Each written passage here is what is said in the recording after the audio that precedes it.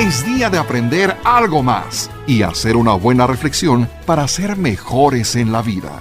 ¡Claro! Te acompaña ese amigo que te guiará en tu camino. Él es el Padre José de Jesús Aguilar Valdés, la voz amable de la radio.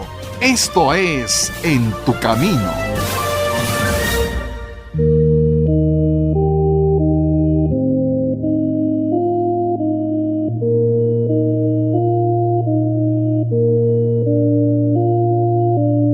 Muchas gracias por escuchar este programa y estamos en estos programas de preguntas y respuestas porque qué interesante es hacer preguntas y recibir respuestas sencillas, claras, que nos ayuden a tener un poco más de cultura cristiana, de fe o simplemente de cuestiones culturales en lo que se refiere a fiestas religiosas, a personajes como los santos, a santuarios y otras cosas más.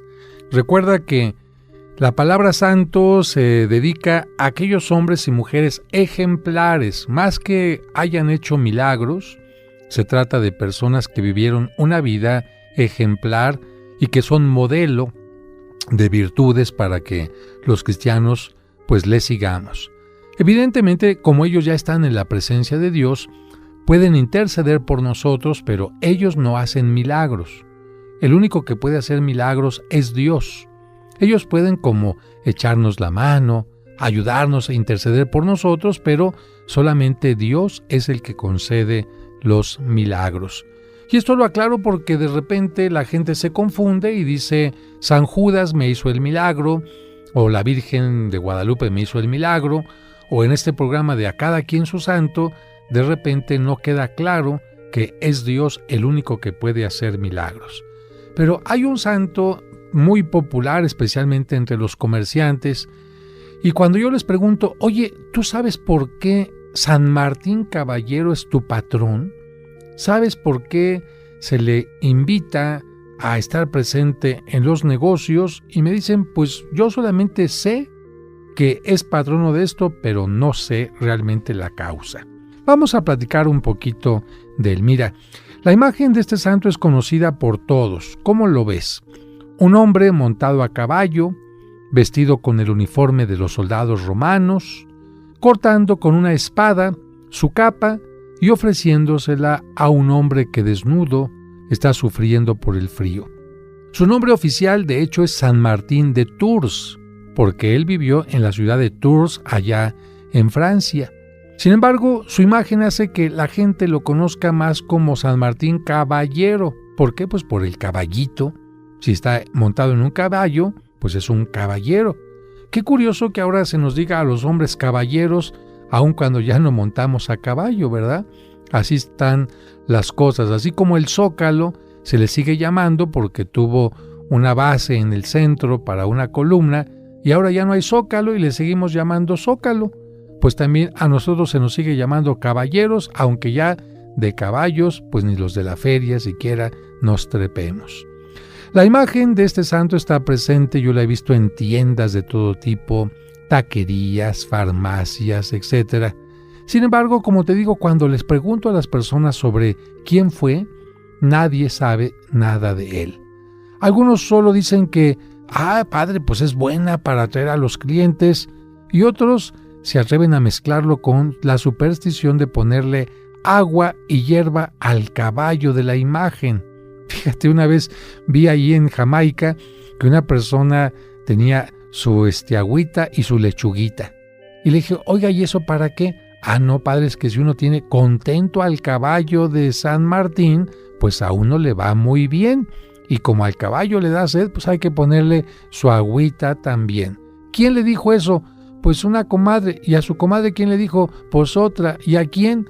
Pues ¿quién inventó aquello? ¿Quién sabe? Pero a veces las cosas van caminando de oreja en oreja, de boca en boca, y la gente lo hace sin tener ninguna razón, y eso es precisamente a lo que se le llama superstición. Otros lo que hacen es acompañarlo de listones rojos, de plantas de sábila, de ajos machos, y uno dice, pues así al rato ya no vas a saber quién fue el que te ayudó, si el listón rojo, si el ajo, si la sábila o el propio santo, ¿no? O si tú crees realmente en San Martín Caballero, pues entonces ¿para qué le pones la sábila y la pirámide? Yo creo que este tipo de cosas, de confusiones, de mezclas, no es muy buena. Tenemos que recordar que las imágenes de los santos deben servirnos para conocer su vida, para imitar su ejemplo, para solicitar su ayuda y estar más cerca de Dios. Pero si una imagen se convierte en motivo de superstición, magia o brujería, en lugar de acercarnos a Dios, nos aleja y en ese caso la imagen se convierte en algo totalmente malo o totalmente nefasto. Quizás por esta razón, algunas personas de otras religiones nos dicen que los católicos somos muy malos y que somos idólatras y que somos supersticiosos. Yo diría, la mayoría de los católicos entendemos bien lo que significa una imagen, que no es Dios ni los santos, simplemente nos lo están representando. La mayoría de los católicos no mezclamos superstición con magia o con fe, pero no faltan, tenemos que reconocerlo, algunos católicos de esos que nunca van a misa y que se dejan llevar por todo tipo de chisme, y estos son precisamente los que por falta de cultura, de información, van mezclando una cosa con otra. Así que si tienes una imagen que te sirva para acercarte a Dios, y si no, pues mejor deshazte de ella. San Martín nació en Hungría entre los años 315 y 317, es decir, el siglo IV. Pero sus padres lo llevaron desde muy pequeño a Italia. Su padre era un militar del Imperio Romano, por lo que él tuvo que seguir, Martín, una ley que obligaba a los hijos de los oficiales veteranos a tomar las armas. Y más que, obligarlos, era una forma de ayudarles económicamente, porque especialmente los militares en Roma recibían muchos apoyos económicos, y también sus hijos. Él no estaba muy contento con tomar las armas, pero pues tuvo que seguir lo que sus padres le habían inculcado. Sus papás no eran cristianos. Él, cuando estuvo ya en Italia, se interesó mucho por las enseñanzas de Cristo. Conoció a un joven que le fue hablando más de Cristo y de Cristo, hasta que él se decidió bautizar cuando estaba cumpliendo los 18 años. No de pequeño, sino ya una conversión de una edad mayor. En ese momento abandonó su carrera militar y regresó a Hungría. Por su ejemplo, su madre y otras personas se hicieron cristianas. San Martín fue electo después como obispo de Tours, ahí en Francia, y murió el 8 de noviembre del año 398. Fíjense que, ¿por qué se le representa entonces con este ancianito? Se dice que en cierto día de el frío invierno, él se encontraba en la ciudad francesa de Amiens, allá al norte de Francia. Hacía mucho frío y en las puertas de la ciudad se encontró con un hombre muy pobre, casi desnudo, que estaba temblando de frío, y entonces el santo se llenó de compasión y quiso mostrar su generosidad cortando su capa en dos para cubrir a aquel indigente. Pero, bueno, aquí tenemos varias preguntas. Primero, pues qué gacho, ¿por qué no le da la capa completa? ¿Por qué solamente le da la mitad? Segunda pregunta, ¿por qué es patrono de los comerciantes? ¿Qué tiene que ver el que haya sido o soldado o que haya cortado su capa con los comerciantes? ¿Qué tiene que ver?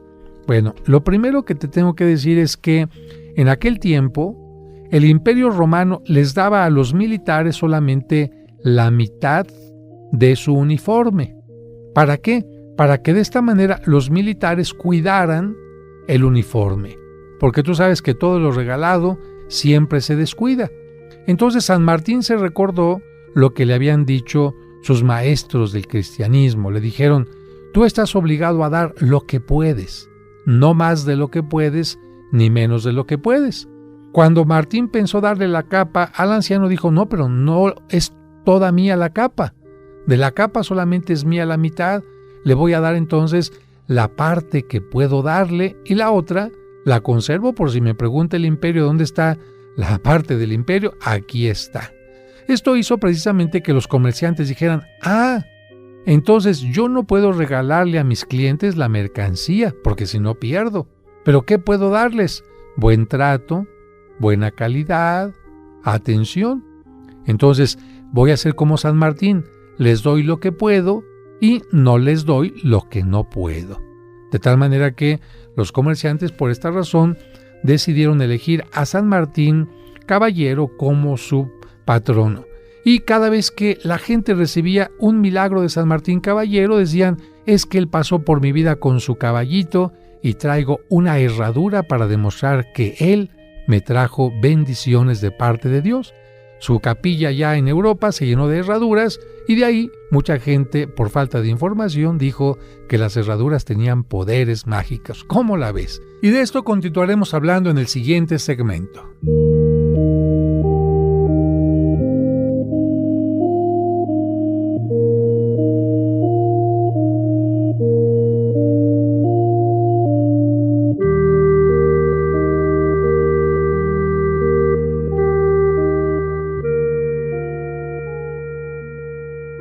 En tu camino, un programa para encontrar la meta. ¿Deseas comprar el extracto de agave Mimex? Informe sobre costos y envíos al 55 55 66 77 44 de 9 de la mañana a 7 de la noche todos los días de la semana. Mimex, Mimex, Mimex, aliméntate con Mimex. Aviso de funcionamiento COFEPRIS número 001319. En tu camino, un programa para encontrar la meta. ¿Te perdiste alguno de nuestros programas? ¿O quieres volver a escuchar ese que tanto te gustó? Por supuesto que puedes hacerlo en el momento que quieras. Solo visita la página oficial del Padre José de Jesús y disfruta cuantas veces quieras nuestros programas anteriores. Recuerda la dirección: padrejose.mx. padrejose.mx. En tu camino, un programa para encontrar la meta.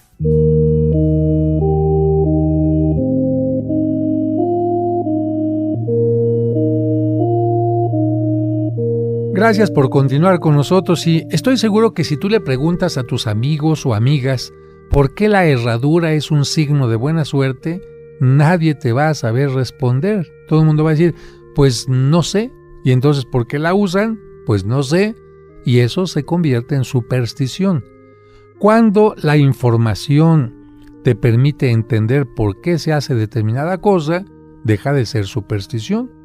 Por ejemplo, en la antigüedad las escaleras eran muy inseguras y la gente que pasaba por debajo de una escalera le podía caer la escalera encima, o le podía caer la pintura, o le podían caer las tejas de quien estaba arreglando el techo, y por eso pasar por debajo de una escalera era signo de mala suerte.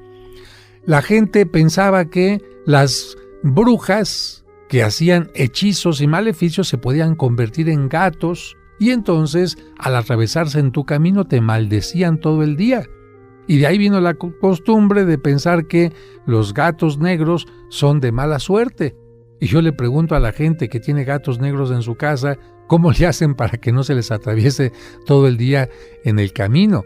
Evidentemente que hay una superstición. Se van perdiendo entonces los orígenes y se convierten muchas cosas en supersticiones. Como te comentaba, este santo de Tours también fue famoso por la mitad de la capa. Y aquí te viene otra parte cultural. ¿Cómo se dice capa en francés? Chapelle es una pequeña capilla, ¿no? ¿Cómo se dice capa diminuta, chiquita en español? Capita, capilla. Precisamente, fíjate, esta palabra va a dar origen a algo que mucha gente utiliza y ni siquiera se da cuenta. La mitad de la capa que conservó San Martín Caballero una vez que murió, y cuando la gente lo consideraba santo, la guardaron en un cuartito pegado a la catedral. Y la gente decía, vamos al cuartito. ¿Qué vamos a ver al cuartito? Pues la capilla, la capita, la chapelle. Y al ratito la gente dijo, vamos a la capilla, vamos a la chapelle. Y mucha gente pensó que el nombre del cuarto donde se guardaba la capita, la capilla o chapel, era la capilla. Y de ahí vino la costumbre entonces, después de que a todos los cuartitos que estaban cerca de las catedrales se empezó a llamar capillas, y al ratito, donde había alguna imagen, la gente le empezó a llamar capilla también. ¡Qué interesante! Saber que este tipo de edificaciones se originan en la capa que San Martín Caballero entregara a aquel anciano, que por cierto, San Martín en sueños por la noche escuchó que le decía: yo soy Cristo a quien tú ayudaste en este día. Y quisiera terminar este segmento del programa respondiendo a otra pregunta de cuáles son los santos más populares en la iglesia y para qué. Mira, tenemos en la iglesia más de 2000 santos, pero los más populares son los siguientes: Santa Apolonia para dolores de muelas, porque a esta santa la martirizaron sacándole las muelas. Santa Águeda para la enfermedad de los senos, porque a ella la martirizaron cortándole precisamente los pechos. San Antonio Abad, patrono de los animalitos. San Antonio de Padua para el matrimonio y para encontrar objetos perdidos. San Blas para las personas enfermas de garganta, es el protector de los locutores, de los cantantes, todo lo que tenga que ver con quienes trabajan con la garganta. Santa Cecilia, patrona de los músicos. Santa Clara, patrona de los que trabajan en televisión. Y tú dirás, ¿qué tiene que ver Santa Clara con esto si en su tiempo no existían los medios de comunicación? Fíjate que Santa Clara vivía encerrada en un convento, no salía a ninguna parte, y el día que murió San Francisco, que era el santo que había fundado su comunidad, ella no pudo ir a su entierro, ni a los festejos, ni a los funerales. Pero curiosamente, cuando las demás hermanas que sí fueron regresaron, ella les dijo: les voy a decir sin que ustedes me digan cómo estuvieron las cosas. ¿Cómo, Santa Clara? ¿Cómo le hiciste? Pues yo aquí, a través de la pared, vi cómo se iban proyectando imágenes. Yo vi que lo llevaban así en procesión y que después pasó el obispo y que después pasó esto y aquello. ¿Cómo le hiciste, Clara? Lo vi como proyectado en la pared de mi celda. De tal manera que Santa Clara habría visto como la primera televisión de aquel entonces. Por eso es patrona de la televisión. Santos Cosme y Damián, patronos de peluqueros, de enfermos, de médicos, de boticarios y farmacéuticos. Y también se les invoca para obtener un órgano en donación, porque ellos fueron los que hicieron el primer trasplante que se conoce en la historia. San Cristóbal, este hombre alto que muchas veces es representado como gigante cargando a un niñito, y el beato Sebastián de Aparicio son patronos de los conductores, de choferes. San Dámaso, el patrono de los arqueólogos, porque este fue el primer papa que hizo excavaciones para recuperar las tumbas de los mártires, hizo arreglos muy importantes en los sepulcros de San Pedro y de San Pablo. San Francisco de Sales es el patrono de los periodistas. San Ginés, el patrono de los comediantes y artistas de teatro. San Isidro, de la agricultura. Todos recordamos aquello de San Isidro, el labrador, quita el agua y pone el sol. San Jerónimo, que fue el que tradujo la Biblia del griego y del hebreo al latín, al idioma popular, es el patrono de los bibliotecarios. San José es patrono para obtener una buena muerte. ¿Por qué? Pues imagínate, él murió acompañado de Jesús y de María. ¿No te gustaría morir igual? Pues yo creo que sí. San José de Cupertino es el patrono de los estudiantes que van a tener un examen. Fíjate que San José de Cupertino no era nada bueno para la memoria, pero curiosamente, cuando él rezaba, le preguntaban solamente lo que se le había grabado, solamente lo que tenía en la memoria. Y especialmente en Roma, en su santuario, pues es muy querido. A mí me pasó algo muy particular. Yo estaba estudiando allá en Roma y un día, antes de llegar a la Universidad Gregoriana, donde estaba estudiando, se me ocurrió pasar a su santuario nada más para conocerlo, saludar un poquito al Santísimo Sacramento ahí, y voy llegando a la universidad y el maestro, sin decir nada, dice: sopas, examen, y era examen además oral, nada de escrito ni nada, y yo, como soy Aguilar, pues ya me dijeron Giuseppe Aguilar in piedi, o sea que José Aguilar, póngase de pie, y ahí va la pregunta.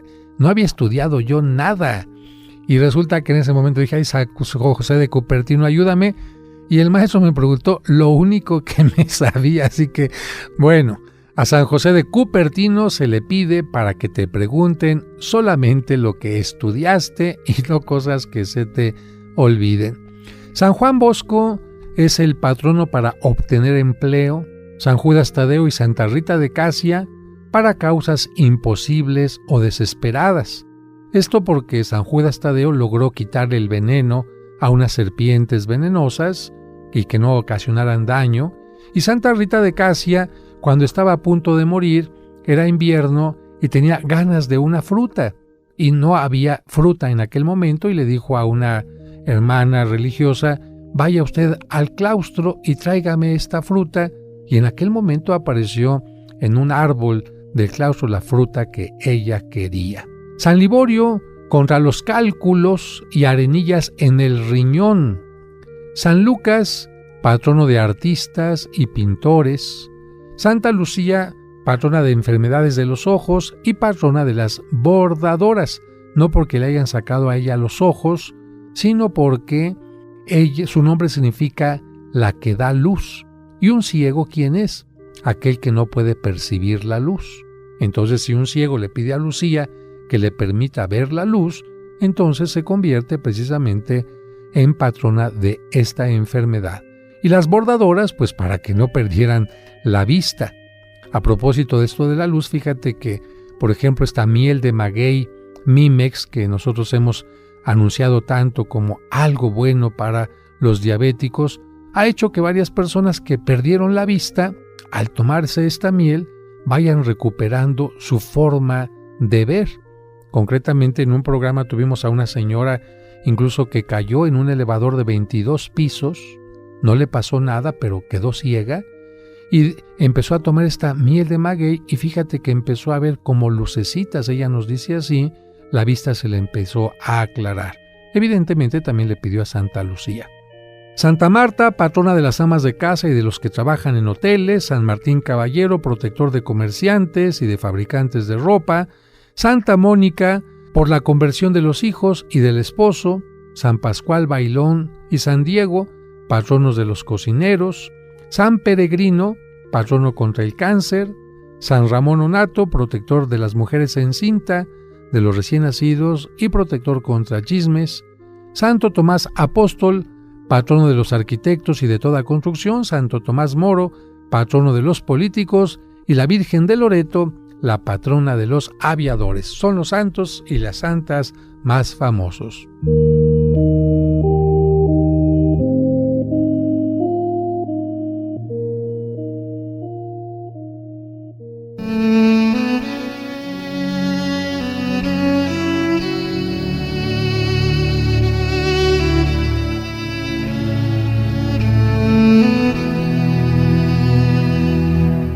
Señor, en este momento hay alguien que va a recibir los sagrados alimentos. Ayúdale a sentirse bendecido porque tiene pan en su mesa y salud para poderlo digerir. Ayúdale a agradecer a las manos que se lo prepararon y se lo ofrecen. A dar gracias por quienes le acompañan en su mesa y orar por quienes no tienen el alimento necesario. Amén.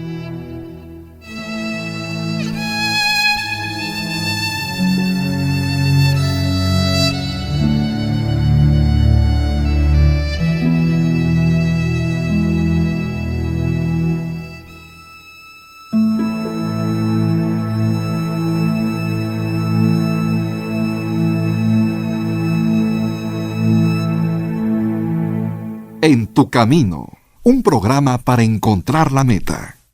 En tu camino, un programa para encontrar la meta.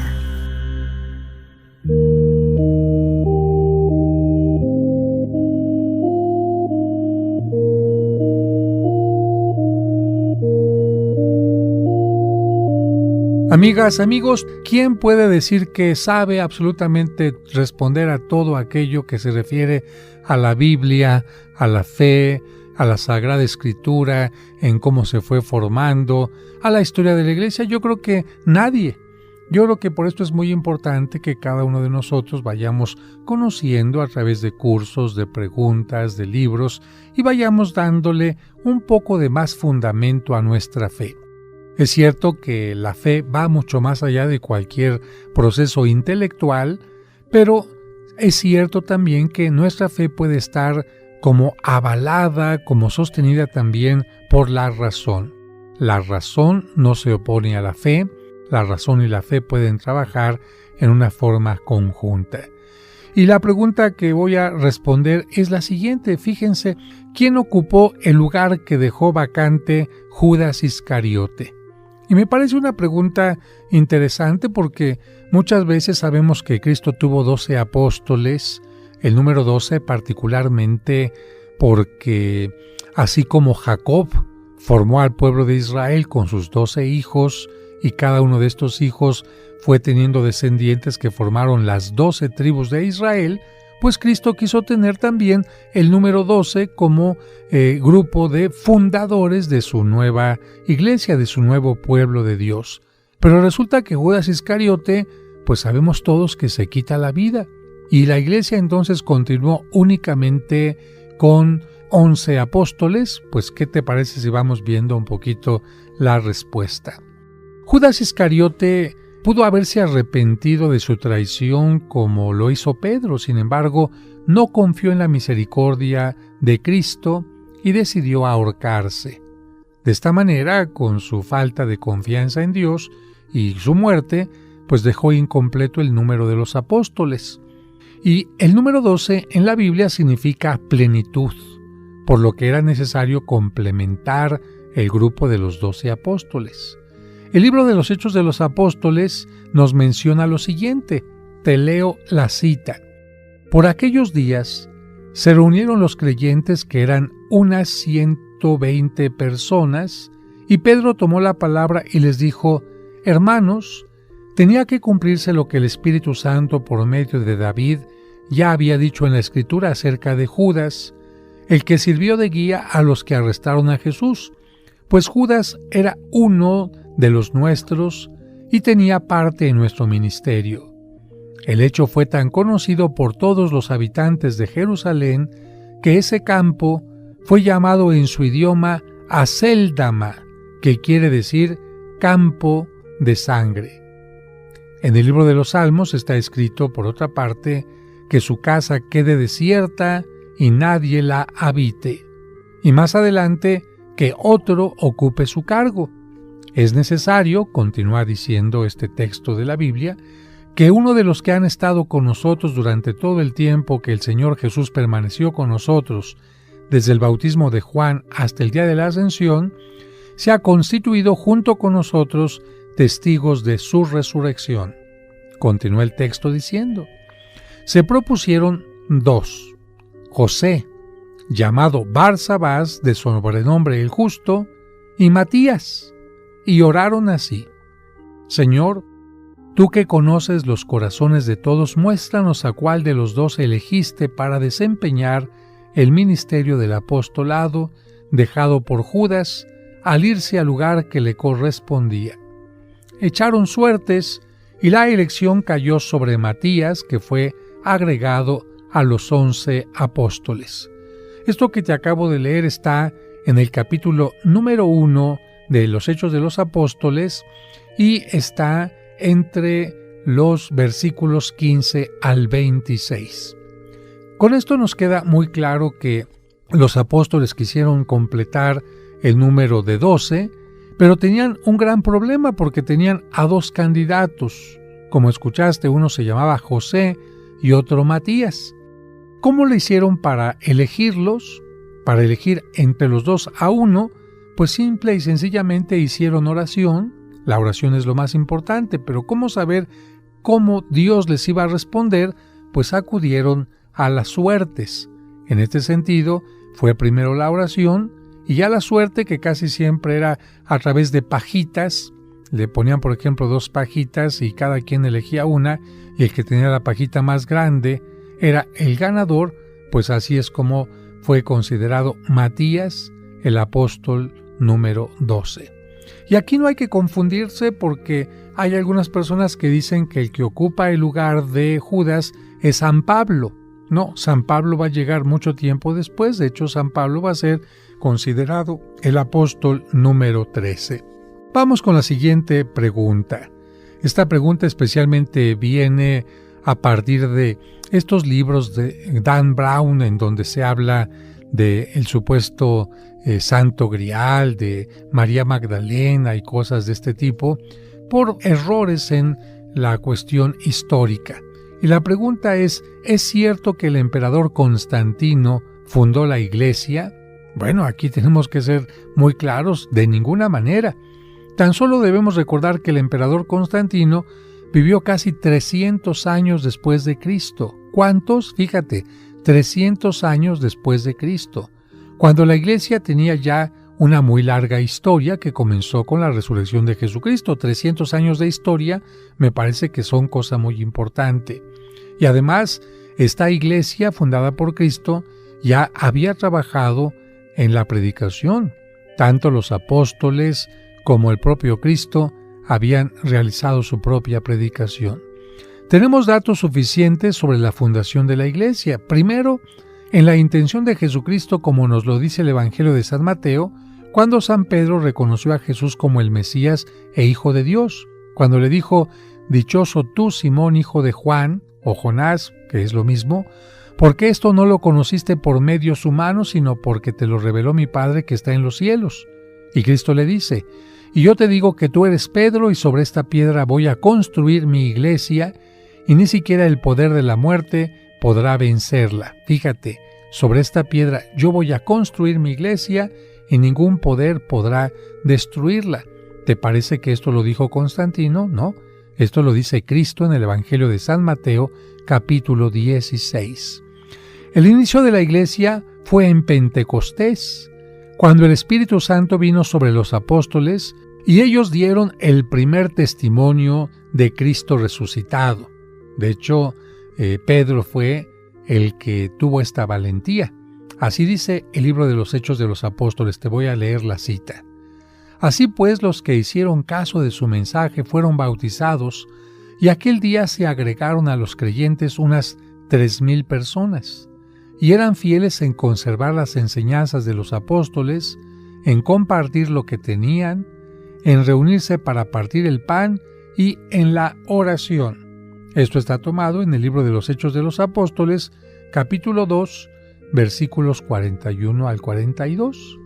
En cambio, a diferencia de lo que acabo de mencionarte, lo que sucedió con Constantino simplemente fue que él reconoció el cristianismo y le dio la libertad para su desarrollo. ¿Cuándo sucedió esto? Pues cuando ganó la batalla allá en el puente Milvio, un puente a las afueras de Roma, en el año 312, y en aquel momento entró como emperador a Roma, manifestando su triunfo. Precisamente al año siguiente, en el año 313, él promulgó un decreto que se conoce como el Decreto de Milán, en donde se concedía oficialmente la libertad de culto a los cristianos para difundir su fe. Los historiadores cristianos de aquel tiempo, como por ejemplo Eusebio de Cesarea y otro historiador que se llama Lactancio, cuentan que antes de aquella histórica batalla, Constantino tuvo un sueño en el que se le mostró que si colocaba una cruz a sus estandartes, una cruz como la de Cristo, él podría obtener la victoria. Así lo hizo Constantino y venció. Con el tiempo, él mismo se mostró plenamente identificado con los cristianos y comenzó a apoyar a la iglesia de distintas formas. ¿Cómo? Pues mira, por ejemplo, reconoció para el imperio el domingo como día oficial de descanso, ya que era el principal día de la celebración de fe. También Constantino favoreció la construcción de basílicas en todas las grandes ciudades. ¿Para qué? Para que los creyentes que en aquel tiempo ya empezaban a ser muy numerosos, pudieran reunirse con mayor comodidad. Entre estas basílicas que apoyó en su construcción Constantino, destaca la Basílica de San Pedro en Roma, la de Santa Sofía en Constantinopla y la de la Resurrección allá en la ciudad de Jerusalén. También Constantino apoyó la realización de una reunión de obispos que se llama concilio en la ciudad de Nicea. A este se le conoce como el Concilio de Nicea en el año 325, donde los obispos y teólogos expresaron en una fórmula de fe la divinidad de Cristo. Allí en aquel concilio surgió el credo que tú y yo decimos todos los domingos para manifestar en una forma sintetizada en qué creemos. Vamos a un breve corte y regresamos enseguida.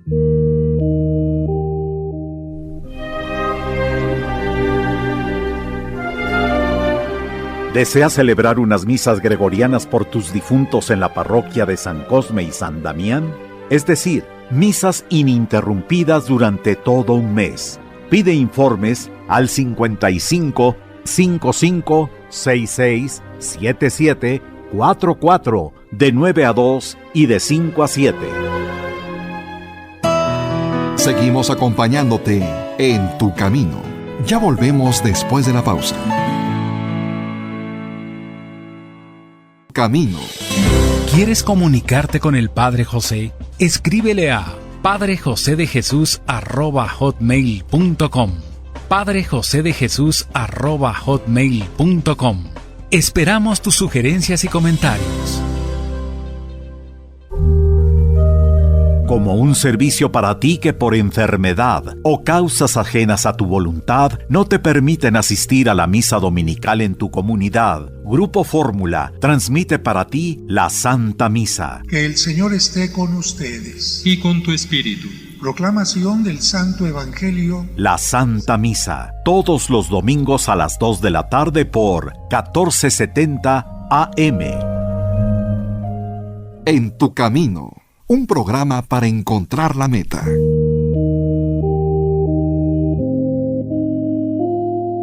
Muchas gracias por continuar con nosotros en esta serie de preguntas y respuestas. Y estamos respondiendo a esta pregunta de si Constantino fue el que fundó la iglesia. Pues ya nos queda muy claro que no, que el que la funda es Cristo y que sus apóstoles y los sucesores de los apóstoles continúan predicando, llevando el evangelio a distintas partes, hasta el siglo IV, en donde Constantino lo único que va a hacer es reconocer el derecho de los cristianos, va a crear un decreto en Milán donde los cristianos ya no van a ser perseguidos a muerte y podrán reunirse en los espacios que ellos consideren adecuados. Decíamos que Constantino mandó construir la Basílica de San Pedro, la de San Pablo y otras más. Pero hay un aspecto relacionado con Constantino que no podemos dejar de mencionar en este programa, y es que su mamá, hoy conocida como Santa Elena, dedicó su tiempo y su esfuerzo en identificar muchos lugares importantes sobre la vida de Jesús en Tierra Santa y se preocupó también mucho en recuperar algunas reliquias que tuvieran que ver con Jesucristo, como por ejemplo los fragmentos de la cruz. Hay algunas contradicciones en la actuación de Constantino.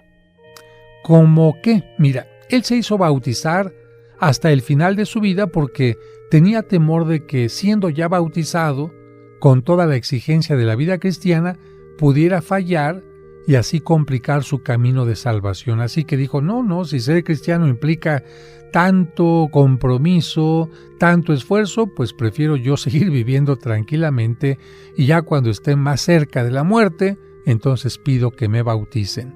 Y eso es lo que hizo Constantino. Cuando ya era bastante mayor, pidió su bautismo. Algunas otras personas, sin tener verdaderos fundamentos históricos, se atreven a decir que Constantino fue el que inventó el credo que decimos nosotros todos los domingos. Yo te acabo de decir que él apoyó el Concilio de Nicea, es decir, él apoyó a que los obispos de toda aquella región se reunieran en reflexiones teológicas y ahí sintetizaran las enseñanzas de Cristo sintetizaran lo que un verdadero cristiano debe creer. Pero eso es una cosa muy distinta, el apoyar a los obispos, a decir que Constantino fue el que creó el credo y obligó a los obispos a que aceptaran la divinidad de Cristo. Por otra parte, Constantino tuvo también algunos momentos bastante oscuros. Por ejemplo, hubo una época en la que él comenzó a perseguir a los sacerdotes y obispos que estaban en una sana y correcta fe, y se dedicó a apoyar a algunos grupos que tenían graves problemas de fe, que estaban cometiendo alguna herejía. Finalmente, tenemos que decir que Constantino no fue el que le da el permiso final a la Iglesia Católica, aunque él comienza este permiso para que los cristianos pudieran manifestarse libremente. Fue hasta el año 387, y esto no solamente ese año, sino que entre los años 387 y 394 fue cuando el emperador Teodosio, te repito el nombre, Teodosio, prohibió definitivamente el paganismo en Roma, es decir, dijo: señores, ahora en Roma está prohibido creer en Hércules, en Júpiter, en Diana, en todos los dioses de aquel tiempo, y declaró a la Iglesia Católica como la religión oficial del Imperio Romano. Hay quienes dicen que Constantino fue el que declaró a la Iglesia como la Iglesia oficial, pues también les falla ahí, fue el emperador Teodosio. Y nos vamos a otra pregunta que tiene que ver también con aquellos tiempos de Constantino del siglo IV, y es la siguiente: ¿el celibato fue instituido por Cristo? Pues no, la pregunta tiene una respuesta muy clara: no. El Evangelio nos dice que San Pedro estaba casado. Si Cristo hubiera querido solamente a seguidores solteros, no hubiera elegido a San Pedro. ¿Cómo sabemos que San Pedro estaba casado? Porque, acuérdate, en una ocasión Cristo curó a su suegra. Y si Pedro tenía suegra, significaba que también tenía esposa. Por otra parte, el apóstol San Pablo, en su primera carta a uno de sus amigos, a Timoteo, pide que los obispos y sus auxiliares estén casados. Como dice esta carta de San Pablo a Timoteo en el capítulo 3, versículos 1 al 12, dice así: es muy cierta esta afirmación. El que aspira a presidir la comunidad, es decir, el obispo o el sacerdote, desea ejercer una noble función. Por eso, el que preside, obispo, debe ser un hombre irreprochable que se haya casado una sola vez. Tampoco se trata de que ande de tilingo lilingo o con varias esposas, sino que se haya casado una sola vez. Que sea sobrio, equilibrado, ordenado, hospitalario y apto para la enseñanza. Que sepa gobernar su propia casa y mantener a sus hijos en la obediencia con toda dignidad, porque si no sabe gobernar su propia casa, ¿cómo podrá cuidar la iglesia de Dios? Continúa diciendo San Pablo: los diáconos, una parte de los sacerdotes, deberán ser hombres casados una sola vez, que gobiernen bien a sus hijos y su propia casa.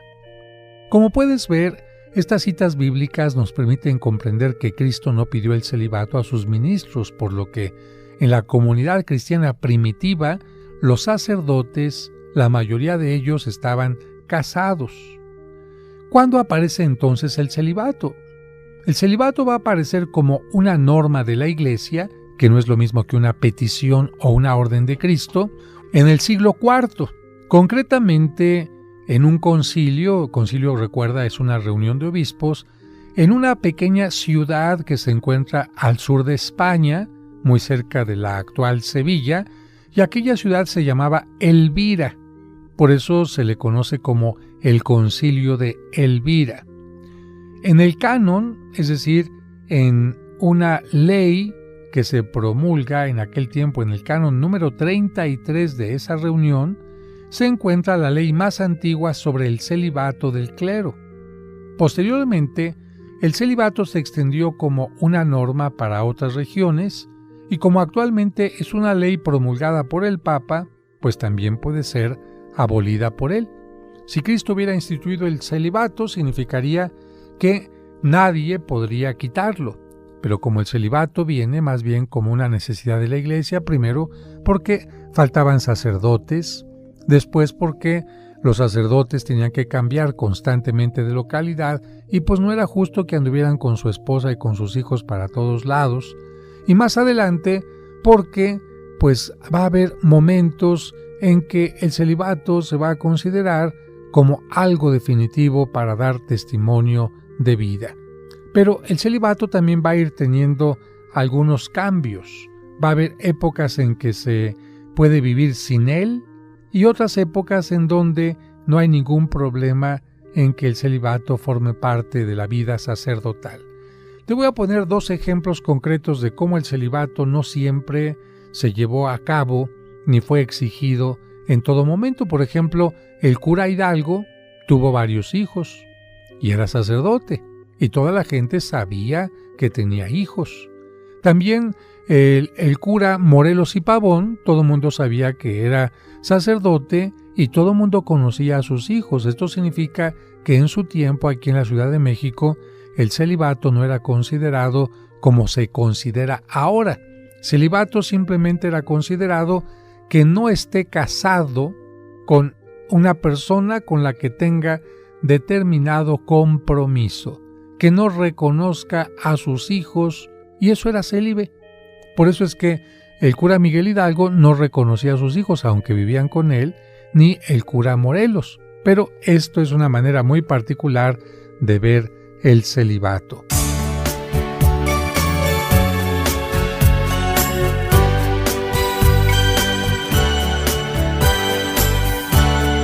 Bueno, pues muchas gracias a todos por haber estado en este programa. Muchas bendiciones. Hasta mañana. Padre nuestro, que estás en el cielo, santificado, sea tu nombre, venga a nosotros, venga tu reino, hágase tu voluntad en la tierra como en el cielo. Danos hoy nuestro pan de cada día, y perdona nuestras ofensas, como perdonamos a los que nos ofenden. No nos dejes caer en tentación y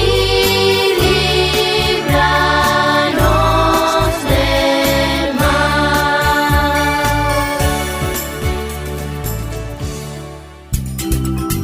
En tu camino, con el Padre José de Jesús Aguilar Valdés, la voz amable de la radio.